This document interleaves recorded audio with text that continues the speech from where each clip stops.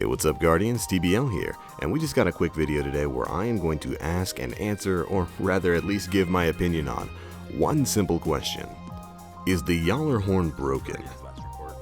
Now, this is of course a subject that's been popping up over all kinds of Destiny communities. It was a pretty big issue a week or so ago on the Destiny subreddit.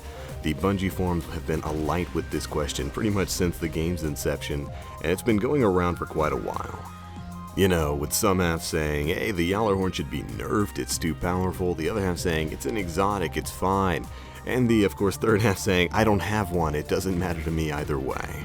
But we're going to take a look at all those sides here, and I'm going to talk for about 2 or 3 minutes about what I think about the Gjallarhorn and whether or not it should be nerfed. Now, most of you guys out there are Destiny fans, so I don't have to explain too much of what the Gjallarhorn is. But for the layman, it's basically an exotic rocket launcher that fires a shell that detonates into 12 or 13 extra shells that all have their own sub-munition detonations, essentially dealing the damage of 2 rockets for the price of 1. That's what makes this gun such a great boss killer. You know, being able to just pop off a shot and deal 2 rockets worth of damage really makes a difference. And it also helps that both the initial shell and the Wolfpack rounds both track their target. It's just a fantastic gun all around. Now, should it be nerfed? Well, one side says definitely, and here's some of the reasons why. The most prominent reasoning I've heard thus far is that it trivializes other strategies. You know, basically a lot of the boss fights in this game run on a rotation of add phase, boss burn phase, add phase. With the Gjallarhorn, most of the time you can ignore the add phase and just burn down the boss immediately. Now, this can be true for raids too. Why dance around the arena and deal with mechanics when you can just have 5 or 6 people burn down the boss with nothing but Gjallarhorn? I mean, zerging the boss is definitely a thing. Back before Valis got nerfed, using Gjallarhorns to burn him down was actually the only way to get him beaten before the ads start overwhelming you in that tiny arena. And while I certainly agree that the Gjallarhorn can be used to this effect, the same can be said for most of the high-end rocket launchers. I mean, honestly, a team filled with Hunger of Crota or any similar rocket could achieve almost the same thing, albeit it'll take a little bit longer. As of course, they still don't deal quite as much damage as the Gjallarhorn. But still, if your argument is that people rely on it too much for burning bosses, it's a rocket launcher, people are going to use those either way. And as for it trivializing the strategy of boss fights, I actually can't think of any bosses that have a strategy that Gjallarhorn ruins. Pretty much every boss in this game, with the exception of Crota, is a bullet sponge. Your literal goal is to hit it until it dies. And to that end, Destiny provides a ton of tools. The Gjallarhorn just happens to be the one that deals the most damage in the least amount of time. And I don't think that's a sign of the weapon being broken. I actually think that's a sign of Gjallarhorn being good at what it's designed for. Which actually kind of takes us to the next point, that the Gjallarhorn outshines other exotic weapons. Now, this is one I absolutely disagree with outright.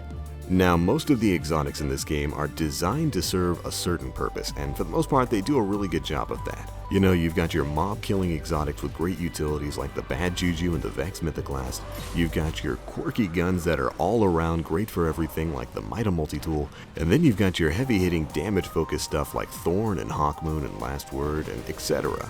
Most of the exotics have their utilities that make them all shine, and in my opinion, Gjallarhorn does not take away from that. For a quick example, in Crota's End hard mode, you can't naturally heal once you reach Crota himself. And in this phase, Red Death shines.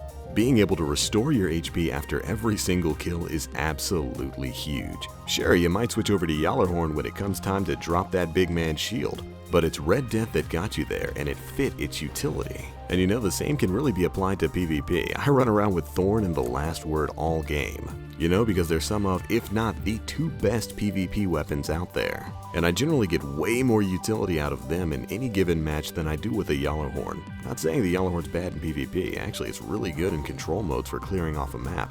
The Wolfpack rounds really deal out that damage, but it's not outshining anything, because every exotic has a niche, everyone has a job, something that it's really good at. And the Gjallarhorn, being an exotic rocket launcher, is great at dealing huge amounts of damage in a really short amount of time.